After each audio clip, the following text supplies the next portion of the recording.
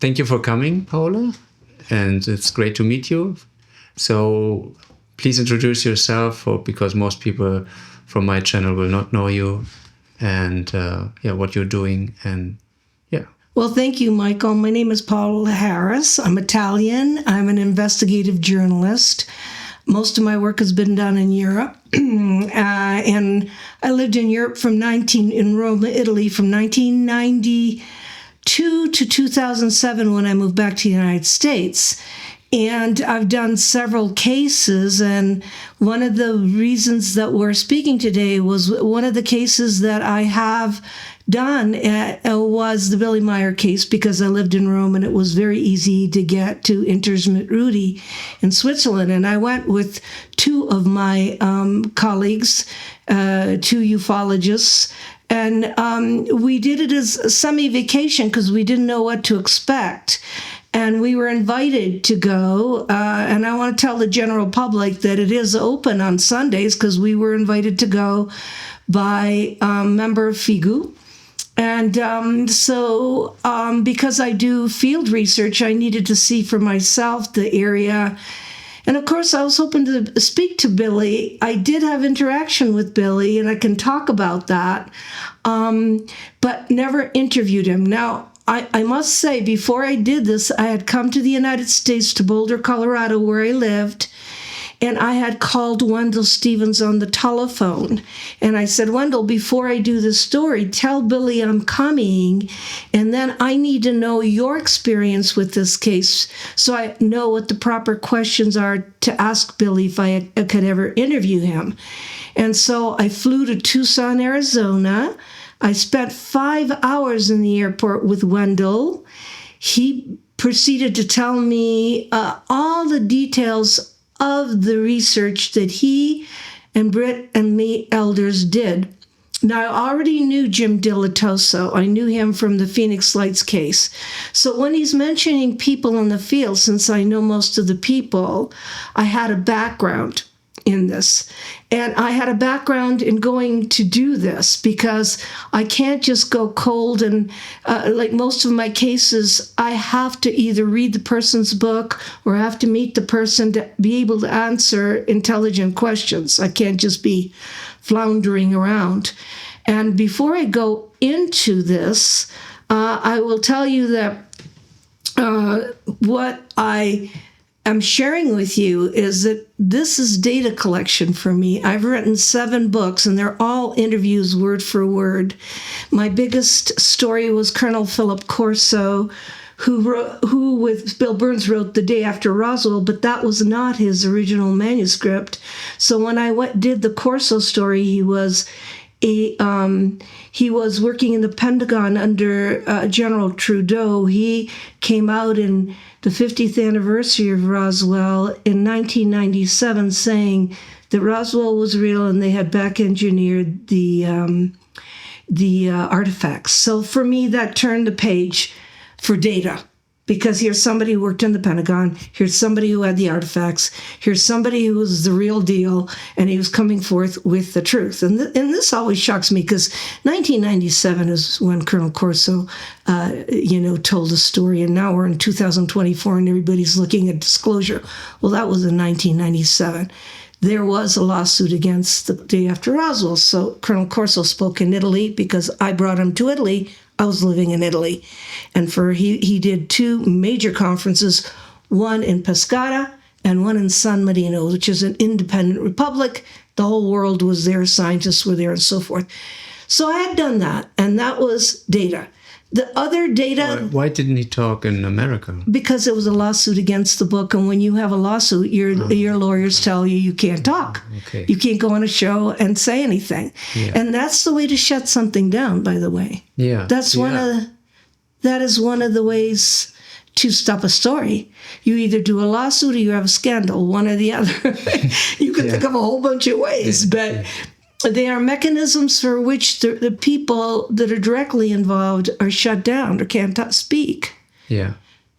So it was. So you brought him to Italy. I brought him to Italy, and he spoke on the Italian television. He spoke on The Tonight Show. He spoke at Pescara with Robert Dean, Wendell Stevens, and Carlos Diaz. So Wendell Stevens was there when Colonel Corso spoke in 1998 in Pescara, Italy. And then in San Marino, which is an independent republic like Monaco.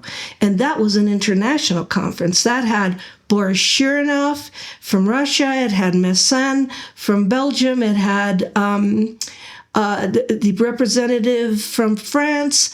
It had several very key players in the international set, because you're dealing with a real witness, a real person that is saying, number one, this is real. Roswell happened 1947. Number two, all of us, what do you think we're going to do? Throw away the artifacts? That this happened to be the Army that Colonel Corso worked with, the Army, because the Air Force and Army were together in 1945 and they split up in 1947. So mentally you have to go, well, maybe the Air Force has some things, they just don't have a Colonel Corso to talk about.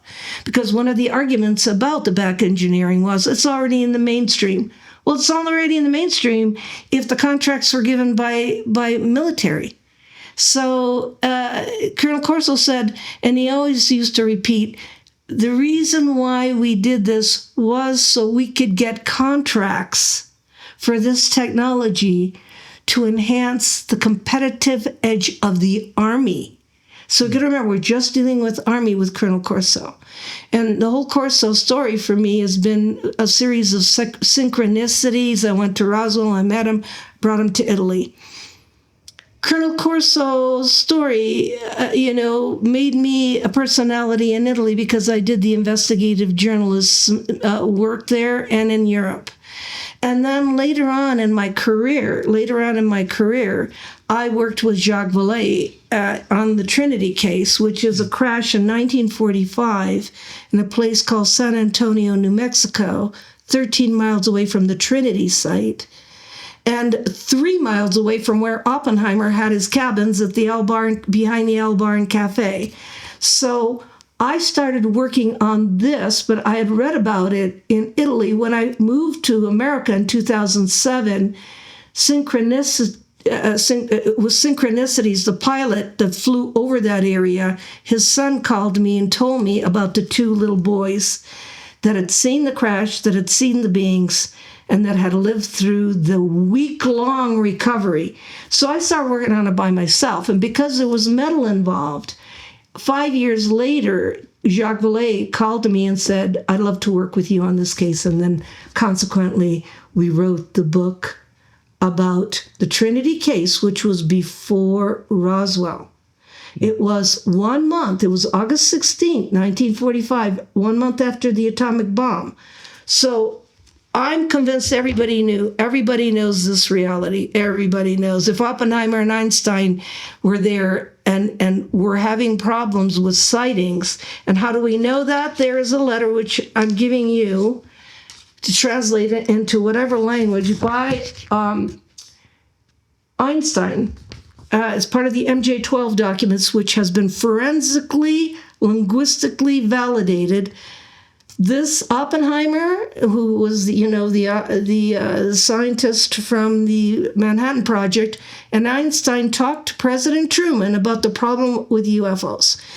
But they didn't look at it as a problem. What's so beautiful, and this is why it leads into the Billy Meyer case, is the name of this document is Relationships with Inhabitants of Celestial Bodies.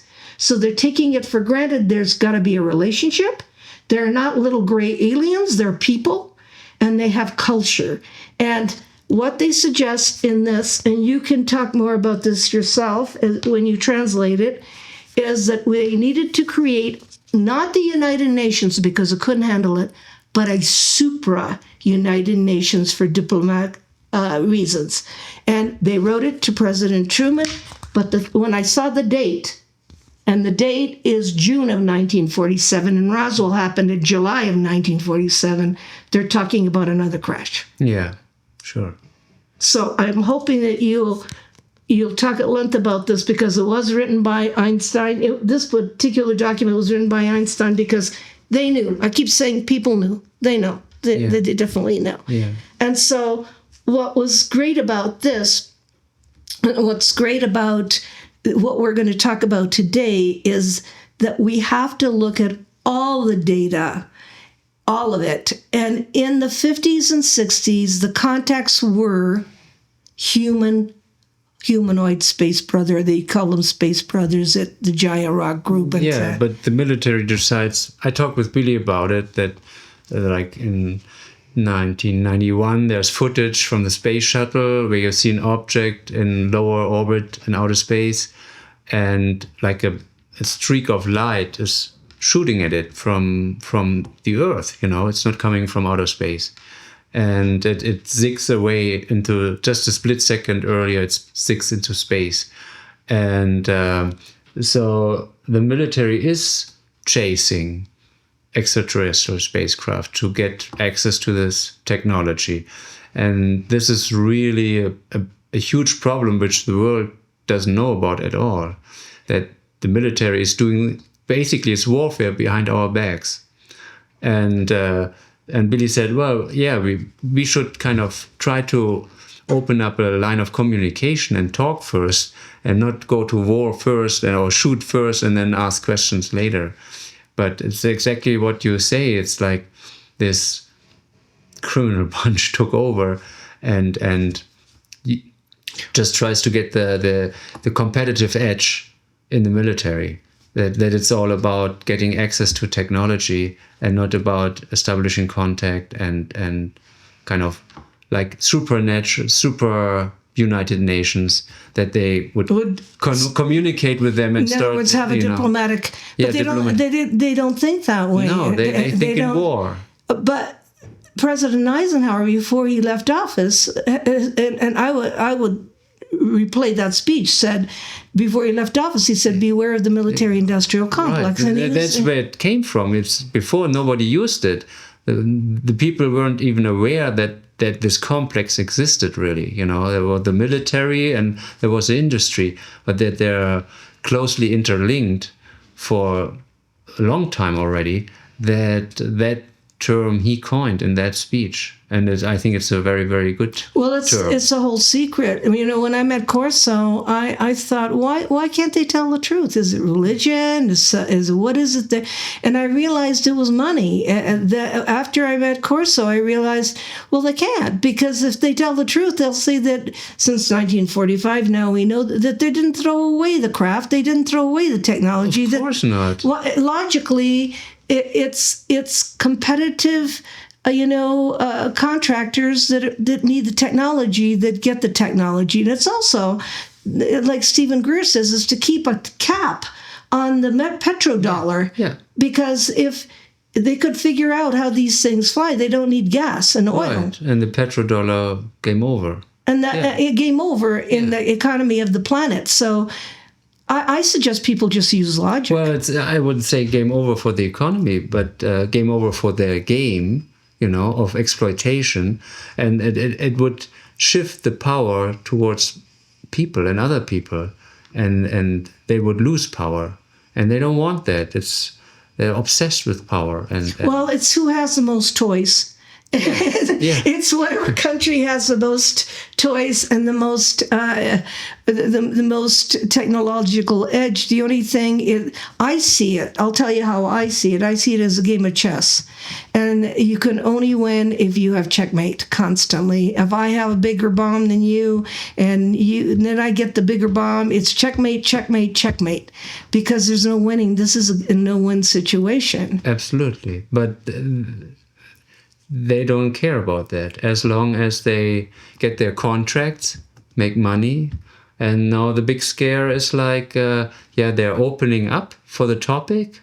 Like they have hearings and so on, and they supposedly leaked Pentagon videos, and it's actually discussed now seriously. And it's the phenomenon is real, but we don't know what it is. But it is a threat. You know, if they don't know what it is, how supposedly, if they don't know what it is, how can it be a threat? Because that's the only way you get money. Right. The only way you get money is the military-industrial complex to make the weapons against the threat. They're not going to make money saying, looking at this in an esoteric way, like maybe there are inhabitants, and like Einstein says, inhabitants in the universe that maybe we could learn from and have a diplomatic relation. That isn't the thinking. When you have used the national security card, I call it the national security card. It's a matter of national security. We told them not to be in our airspace. They shouldn't be in our airspace. Therefore, they are an enemy. Period. And it's clear. It's cut and dry. We're the only planet, I think. I was friends with Edgar Mitchell, the astronaut, and he told me that when he was in outer space on his way to the moon, he didn't see borders on the planet, and he didn't see what people were fighting about. He saw a beautiful blue planet with water, and he said he had a spiritual experience. That's why Edgar Mitchell came back. He was an engineer. He left NASA and he started Noetic Sciences, the Institute for Noetic Sciences, which is using entanglement and different modern quantum physics to explain what we already know. So if you look at the world the way Edgar Mitchell looked at it from outside, it is ridiculous that we have that we're fighting over borders, because there are no borders from outer space. That's all stuff we created. The reason I think most of them or all of them are really changed when they come back from outer space. Well, it's another perspective. It's really, you see no borders, and you see no point in this war. I mean, really understanding that there's no point to these wars. It's just, it's not just thinking. It makes no sense, but have a feeling like a strong. We're not there yet, though. No. Because you and I had this conversation, and I said, look, I've got all this data. I've written 7 books. I've interviewed everybody in the world. I used to work with Dr. J. Allen Hynek. I knew John Mack. I know most of the people in the field. I've interviewed contactees in South America. I've done a lot of work, but that's data. But in the end, Billy and I are on the same wavelength, I think, even with you people, that this is about the raising of human consciousness. This race of humans needs to grow up. Yeah, it's really about evolving in consciousness. And growing up. Yeah, growing up, basically. Compared to them, it's growing up. Yeah, because we're still in an infantile stage where we're fighting each other. We all have children. We're all mothers, I remember the Dalai Lama saying something like the woman in the family, the mother, really could do a lot for world peace, because we all don't want our children to die in war, and we have more in common than we have different. Yeah. But somehow we get into a pattern, whether it be politics, religion, or any of the institutions we've created on Earth, and that's the financial ones too, where there's more separation than there is unity. Yeah, the Machiavellian principle, divide and rule, and this is applied everywhere. The religions divide, politics divide. When it comes to going to war, then in politics they're on the same page, strangely. And also economically, that the stock market rises when war starts. It's all for this war effort, and the country that has the greatest weapons or most dangerous weapons is the one who runs the show, pretty much. It's so ridiculous. Right. You're absolutely right. But I think what our job is to inspire now, to not look at that, because we were talking about whether we watch the news, and I don't want the vibration to be so low when I'm watching these things, thinking that's the way it is. That's the way it is, but that isn't the way it needs to be. Our job is to inspire people to be more. And I think one of the things that you can do is, if you go out in the night sky, and I have a piece of land in Crestone, Colorado, and you see the Milky Way. I mean, you're insignificant. I mean, that's the real deal. I don't know what in the world we're doing down here. I think to be inspired to change things is the real challenge. I mean, you can get into conspiracy theory and talk about bioweapons and all this and all that, and it sells money. By the way, that podcast will sell and have 50 million viewers. But if you have something where you say, look, you have a lot of power. In your lifetime, you weren't born to sit around. What are you going to do? It's like John Lennon's Imagine. You have to start with the vision first. What do you want to have happen? And then since we're the creators, then you have to have the vision in front of you and go for it. Go for that vision. And you say, but there's only me and I can't do anything and I live here. That's not true. There are excuses. Those are excuses. Yeah. I mean, if you look at the 100th monkey theory of the monkey that washed the potato somewhere in I don't know, Australia, wherever it was, and then in India, the monkeys are all washing potatoes, but they never met. Then we have to look at what consciousness is. Yeah. The sea of consciousness. And I'm convinced that if enough people live in that, it's a semi-spiritual, not religious, but a semi-spiritual realm, and they have the vision and they want to manifest it, then somebody in Nigeria or somebody in Russia is going to get it too, because we're all one. We're all living in the sea of consciousness. So I really, first of all, I'm not very aware of all the messages that Billy got from the Pleiadians. I want to do more research there. I know that Wendell Stevens gave me a book, Messages from the Pleiades, that I read. There are the contact reports translated to English. Right. But on Future of Mankind, there are all the contact reports, almost 900 now, and they're in German and English side by side. And it's it's all for free. It's an excellent site. It's 10,000 pages, so you have enough to read, But people have to make an effort to read it. Yeah, right. Because these are messages that are being given for our own benefit. For our own benefit, right. And but you have to take some time at least to get a little bit into it and then see, does this make sense, or do your own research. And then also when they speak about spiritual issues, that you think about that, how programmed am I? Or when Gandhi said, be the change you want to see in the world, then you see, what am I doing for that? What do I want to see? Like you say, first you have to have a vision. You have to have the vision. Yeah. And then if you see, I want to see more peace, well, do I kind of radiate peace, or, am I at war with everybody around me, and then start working on yourself. Well, it comes from us first, but I'm just worried about the people say I can't do anything. Yes, you can. Yeah, absolutely. Yeah, yes, we can. Yes, we can. And I was just thinking of the idea of the Pleiadians.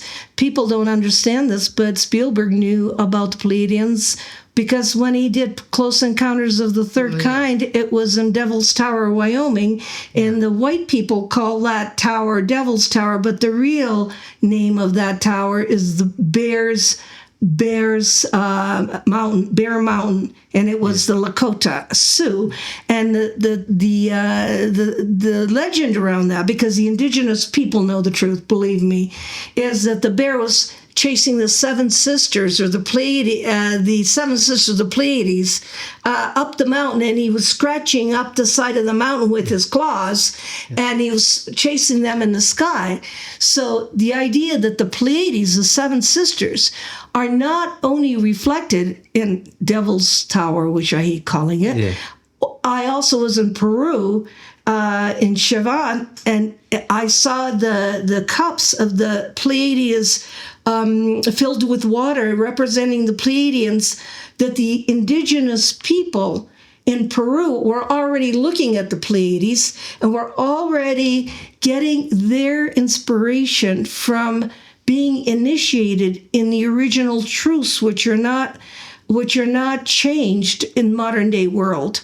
In South America, and Latin America, they're much more open to it, and also not only intellectually, but also for them it's like almost natural. Oh yeah, there are others out there in space, and sometimes they visit. Well, we were doing a documentary on the case of Ricardo Gonzalez, which is really interesting, and we ended up in Yungay, where there is a mountain it's just as tall as Everest, called Huascaran, and we were in a bed and breakfast. And Ricardo had said, there's a base inside with people. And so I decided to go to the bed and breakfast lady that owned the bed and breakfast. She was making us sandwiches. And I said, see the mountain over there? I said, did you ever see the brother, they call them Space Brothers, the Hermanos de las Telas. Did you ever see anybody come to? Oh, she said, yes, they came to speak to my son when he was 10 years old. And then she continued making sandwiches. She didn't say, give me a television show, I'm going to write 5 books, I'm going to go to a conference. She said, she continued making the sandwiches. Yes, they came to speak to my son in his bedroom when he was 10 years old. And she says, yes, they're in the mountain. And then I talked to the peasants in the field, or the people that are tilling the ground. I said, do you ever see anything? And they said, oh, yes. Yeah, they're Space Brothers. They've been watching over us forever. And I'm going, I can't, but they have a history. They have a history. The indigenous people, like the Lakota, the Native Americans, and the indigenous people of every country, know that the secret is in the stars, that their ancestors come from the stars. So they start with that. You can't do that in the States, because the United States is 200 years old, and it was religion and politics that started this culture. But you go to other cultures and they're already there. It's easier to speak to them about this. And the thing that's exciting for me is I could collect data. I could ask the lady in the kitchen, and I just wrote down what she told me, and she's not lying. She doesn't care about, writing a book or doing anything. And I could document this, and I realized in my last book, All of the Above and Beyond, has seven Latin American contactees from Peru, Bolivia, Colombia. I went to Bogota, Colombia, and they're talking about actual people coming off spacecraft, but they add one thing. They say that they have to go to a remote area and they have to meditate and fast for at least 3 days. So it happens to them like that, like in the Chilca Desert with Sisto Paz Wells.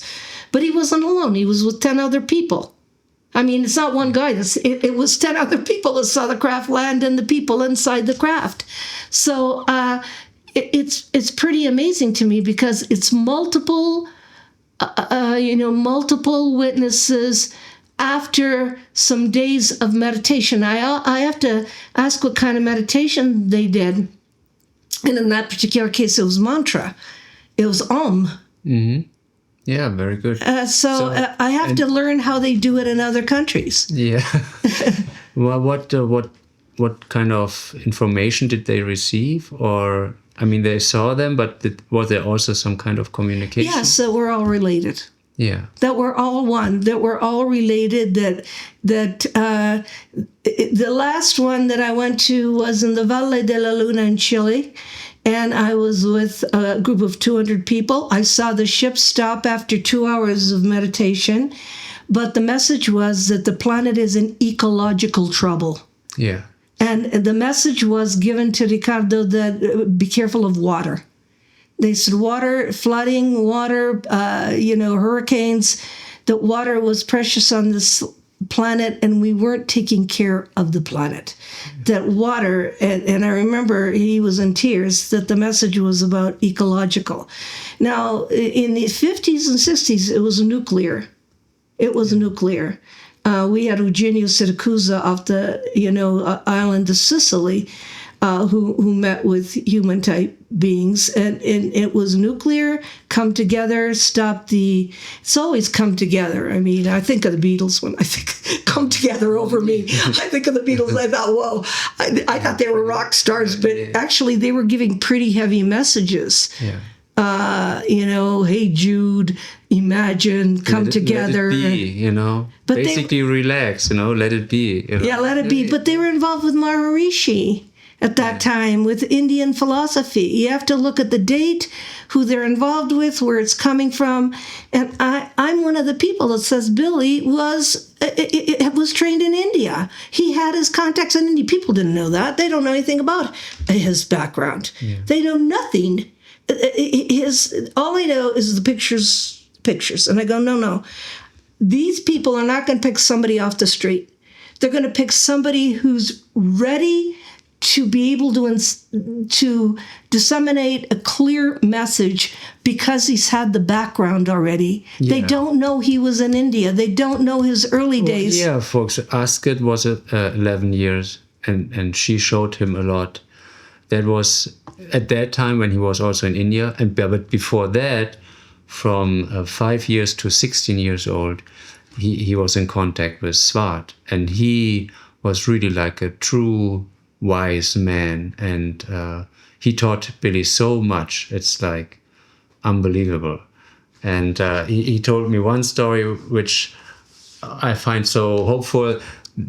Once Swart was the only one of the players who can mingle with us, and our energy does not affect him, or did not affect him. And so they stayed in the jungle somewhere in Brazil with a tribe for a couple of months even. And Billy said that in this tribe, there was never a fight in the whole time. We have our arguments here and there, for example, in Hinterschmidrüti, as it's so common in the world. But they never fought over anything or argued over anything. It was this incredible harmony all the time. And they lived peacefully there deep in the jungle. And there was no problem that they were living with them. And they didn't tell them that they're from the stars or so, like Swart or so, but that they, okay, you're here, and can we stay here? Yeah. It was basically so easy living, and the rainforest is so rich, it provided all the food, and there was no need for any conflict. But you have also tribes in the jungle that eat themselves, It's like...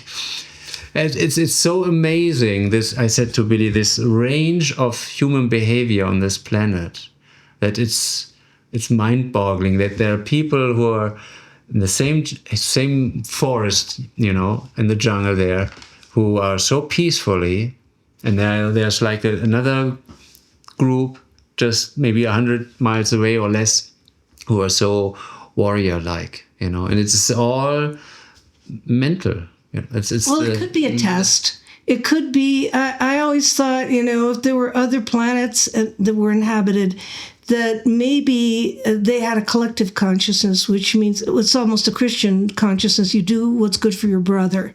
But we don't. We have free will. We don't have a collective consciousness. We don't do what's good for everybody. But we are not connected. I think the main reason is that they had they had they did everything for the community, and there was no intent of harming anyone. And they also killed animals, but just to have food and to survive, but not for as a joy of hunting or so, and just to stay alive. But they were connected, and you have indigenous people they have this connection to nature maybe a lot, but sometimes they also kill each other. But you have also these indigenous people who really got it. They are not only connected to nature, but also they know, we are all one in the sense. And well, it's almost like the United States. So we're in Colorado. Yeah. The early pioneers had to cooperate. They wouldn't have lived. yeah, They had to make a community. They wouldn't have survived. yeah, And it's different from the East Coast, which were, very, very populated, and competitive. urban areas. Yeah. But if you're coming out here in a wagon train, that's why everybody says, well, everybody's so friendly here in Colorado. I said, yeah, they have to be that way, otherwise they won't survive. They had they had all kinds of challenges coming out to, and I live in Colorado, which is like maybe 200, maybe, let's see, it was in the 1700s that it became a state, or, we're dealing with, you had to be a community to survive. You had to help each other. It's a different mentality than when you shove 20 million people together in a city where it is, what do you call it, dog eat dog and competitive. Because I think we do have a competitive nature, but if you have to get together, all of you to survive, you're going to have to change the way you think about each other because you need each other.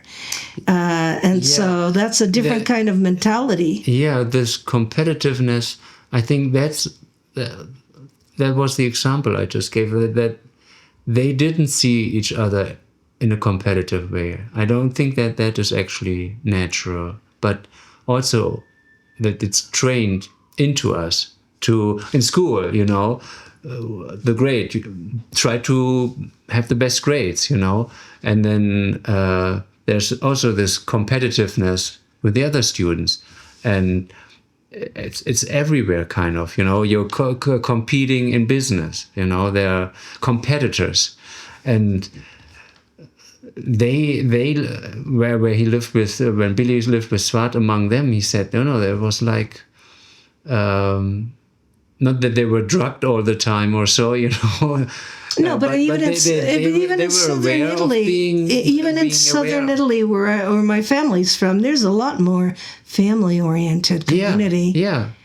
It's family. I don't know how to explain it, but for me, it's useless to go there because it isn't like that. Things are not ideal. I think I can see it. But to stay in that space for me is very negative, and I can't do it because then I think of all the bad things in the world and you can't change it and everybody's this way. I really need to be with John Lennon. I got to imagine, and when I spoke in Argentina to there was 1,000 people in tents with their babies, with their children. They brought their children to this conference, and it was an outdoor conference in a big lawn in Argentina. And all these people were there, and they were making food because they love to eat. And they were making food, and then it came time for the lectures, and it came time for me to speak. I said, I'm not speaking until they play Imagine. And over the loudspeakers, Imagine went out to 1,000 people, and everybody in that audience was crying. And I think there should be, I think it should be in the United Nations. I think it should be played everywhere. But then what did we do to John Lennon? We shot him. So I'm thinking to myself, okay, John, you had the right idea. You did it with music. How can we do it? How can you and I do it? Because we can't do the music part. How can you and I do it so that we inspire? We don't have to show them the bad stuff. We need the bad stuff is there. Yeah.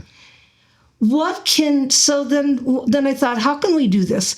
How is the easiest way? So whenever I'm at a conference right now, I don't let anybody leave unless I write down on a piece of paper what they're going to do to change the world. And it doesn't have to be change the world. It could be feed a squirrel. It could be bring food to the old man down the street. It could be, can I draw a picture? Because everybody does things, and you're making documentaries. You just told me that this is your way. This is your talent in your way.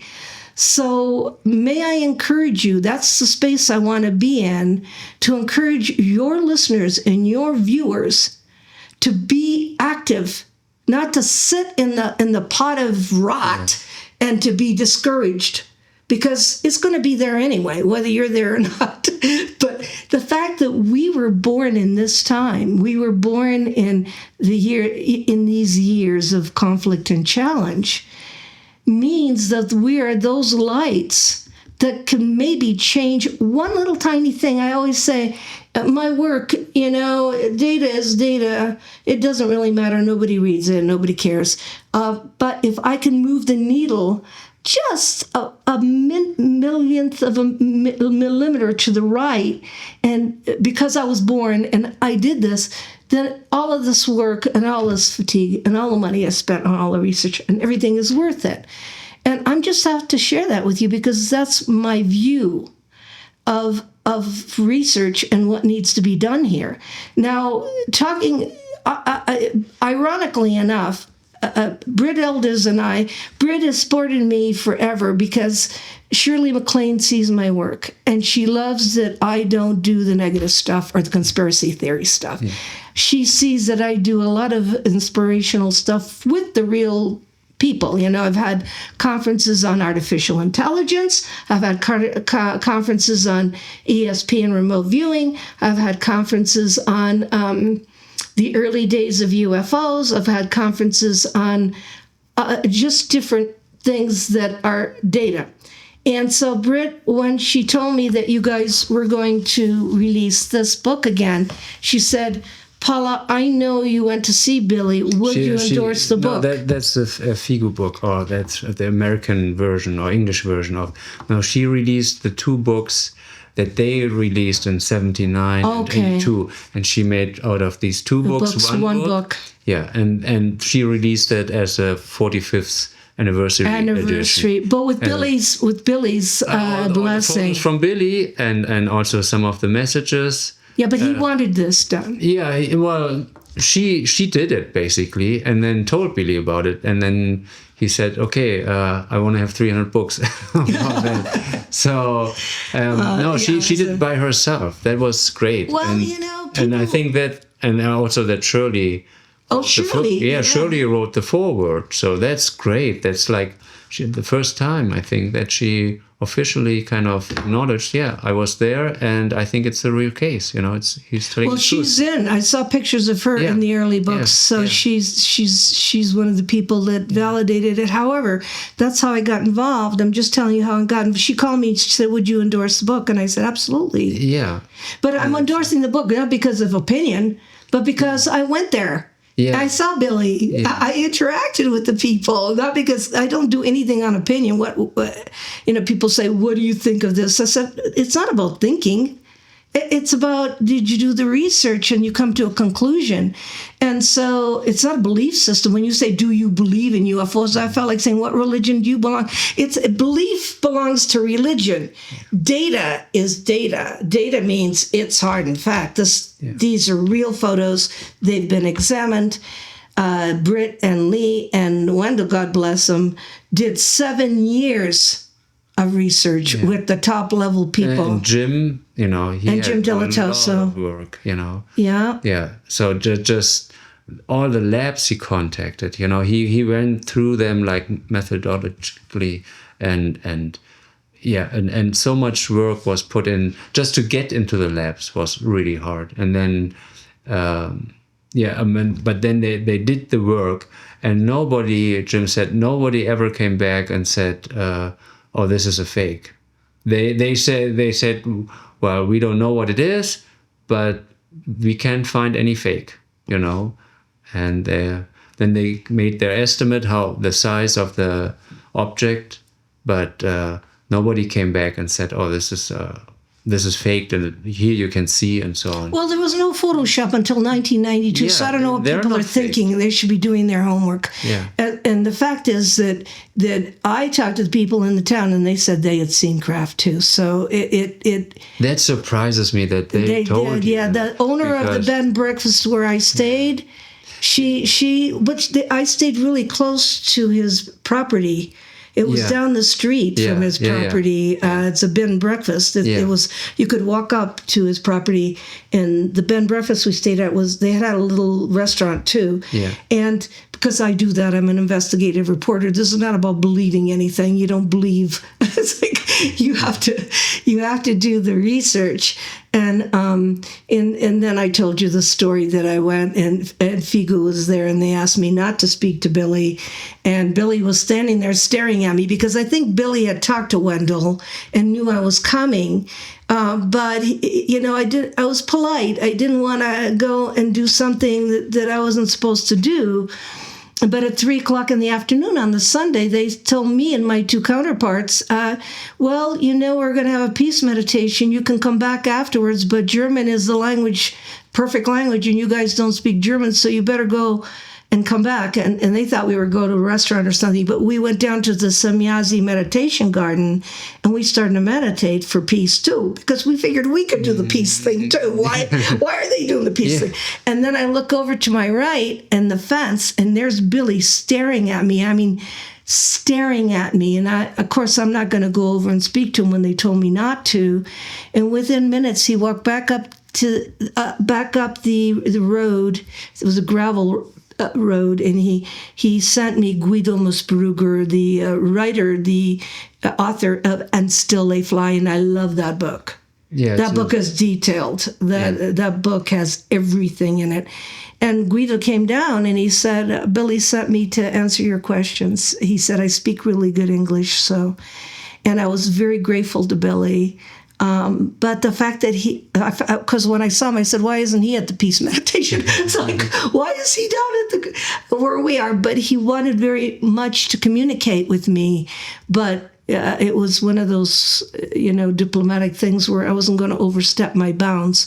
But I want to go on camera and thank you, Michael, for everything you're doing, and tell people that I believe that whoever's visiting, in the case of the Pleiadians, they have a definite message that we can learn from and be inspired to change something. I can't say what we can change individually, but it's real. The case is real. The photos are real. He's real, and I'm not surprised that they would pick someone who had a spiritual backing in India to do this. Yeah, and that what he writes, if you really get deeper into it in the books, what Billy writes, it's self-evident. But you have to take the time and also do the effort to really think about it, and then reevaluate, and then things start to open up step by step, and people are then changing and have different view, and then hopefully also see, okay, this is so important to me. I try to make a difference now, and write a book or lecture or something on the internet, whatever it is, or let the other people know. That's what I want to do. It's just that people know that this is a true case, and that they shall investigate it, and that they know about Billy. And if they then get deeper into it or not, that's their thing. But that they know about Billy, and that not there is covering up, and that's well, what Billy, I try to. The Billy Meyer case is one of the most controversial cases ever in my career. I've always supported it because it's not belief. It's not about believing. Yeah. It's about the data.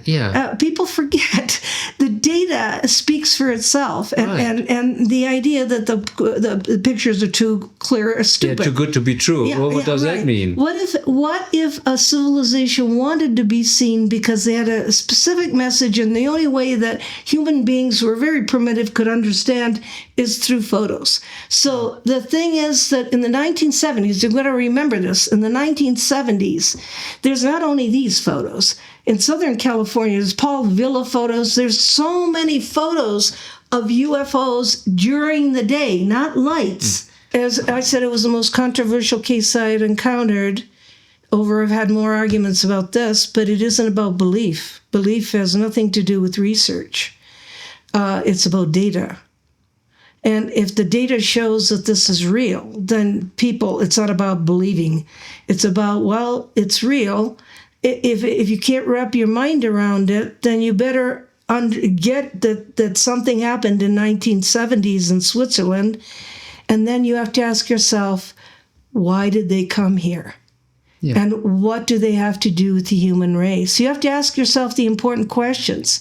The important questions is not, do you believe in UFOs or do you believe the pictures are real? Not after 7 years of meticulous research by Wendell Stevens and Lee and Britt Elders. And by the way, for me, Wendell Stevens was the greatest researcher that ever lived. I mean, he did so much work. And because he traveled, because he did field research, he didn't do it from his house with the telephone. So I'm just thank you for the opportunity of being able to talk about data. I think we need to revisit this. It's very interesting, and probably revisit all the messages Billy was given. Yeah, that's what the people. It's out there, as I said, Future of Mankind and other websites, and they have to just look at it and read it, and then take it in and think about it. And I thank you very much that you came, took the time, and it was great having you here. Thank you. I'm really happy that we met. I'm happy we met, and someday I want to go back. Yeah. Actually talk to Billy. Yeah, actually talk to him. I will make sure. I know. I really like your work, especially that with Colonel Corso. That is, I think, very important work that will be recognized later. Well, yes, also the Trinity crash, because whatever crashed there, or whatever event happened there, was a statement against the atomic bomb, and we need to look at. I think we need to look at all the messages from the cosmos and how they're given in different ways. So, thank you for the invitation. Thank you for coming. Okay.